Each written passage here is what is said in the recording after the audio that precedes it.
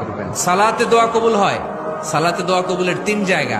একটা হচ্ছে তাকবীরে তাহরিমার পরে আমরা সানা পড়ি না, আমরা তো একটা পড়ি, আল্লাহর হাবিব সুন্নাহ এবং নফল নামাজে আরো পড়তেন সানা, ওই দোয়া কবুল হয়। 2 নম্বর জায়গা সালাতে সেজদায় পড়ে দোয়া করলে কবুল হয়।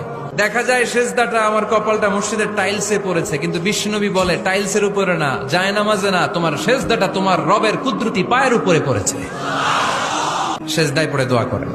সালাম ফিরানোর আগে বিশ্বনবী দোয়া করতেন, লা ইউসাল্লিমান্না আহাদুকুম হাত্তা ইয়াতাআওয়াযা মিন আরবা'a।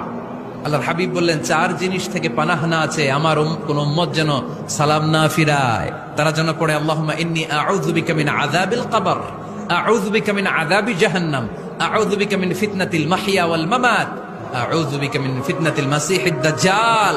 আল্লাহ কবরের আযাব থেকে বাঁচাও, আল্লাহ জাহান্নামের আগুন থেকে বাঁচাও, আল্লাহ জীবন মরণের ফিতনা থেকে বাঁচাও, আল্লাহ দাজ্জালের ফিতনা থেকে বাঁচাও। চিল্লায়ে পড়েন।